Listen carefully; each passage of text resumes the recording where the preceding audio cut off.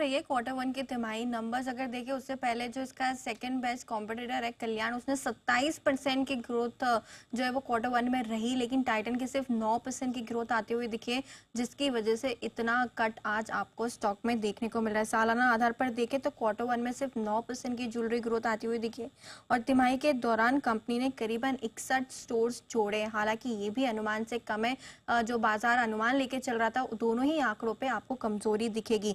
बाकी के सेगमेंट्स में देखें तो वॉचेस एंड वेरेबल में सिर्फ 15% की ग्रोथ आती हुई दिखी है, आई केयर में 3% की ग्रोथ है, इमर्जिंग बिजनेस 4% बढ़कर आते हुए दिखा और कैरेट लेन जो कंपनी का डायमंड का कारोबार है वहां पर भी सिर्फ 18% की ग्रोथ इस क्वार्टर में देखने को मिली है। अक्षय तृतीया पर हालांकि डबल डिजिट की ग्रोथ रही है, जिसकी वजह से 9% की ग्रोथ आई है, अदरवाइज यहाँ पे सिर्फ 3 से 4% की ग्रोथ आती हुई दिख सकती थी। शादी की सीजन में जो डिमांड है वो कम रही है ऐसा कंपनी का कहना है, और दूसरी तरफ जो कंपनी के दूसरे कॉम्पिटिटर है उनका कहना है कि वेडिंग सीजन काफी अच्छी रही थी और जिसकी वजह से उनकी डबल डिजिट की ग्रोथ आती हुई दिखी है।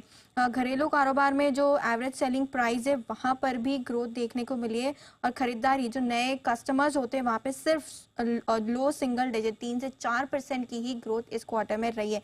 अब ब्रोकरेज हाउस की देखें तो उनका यही कहना है कि कॉम्पिटिटर्स काफी बेटर यहाँ पे करते हुए दिख रहे हैं। कल्याण का अपडेट आया 27% की ग्रोथ रही है, वहीं टाइटन के सिर्फ 9% की ग्रोथ है। क्वार्टर वन में एबिट मार्जिन भी ज्वेलरी के 13% से कम होकर 11% के आते हुए दिख सकते हैं। गोल्डमैन ने इसीलिए अपना लक्ष्य घटाया है और उन्होंने अपने अर्निंग्स भी कट किए हैं। क्वार्टर वन के अर्निंग्स कट देखे तो आपको 3 से 4% तक का कट दिखेगा और इनफैक्ट ब्रोकरेज हाउसेस का ये भी कहना है कि जो टाइटन का गाइडेंस है वो भी इस साल शायद वो लक्ष्य पूरा होता हुआ नहीं दिखे। तो कंपटीशन काफी बढ़ रहा है जिसकी वजह से इम्पैक्ट टाइटन पर देखने को मिल रहा है।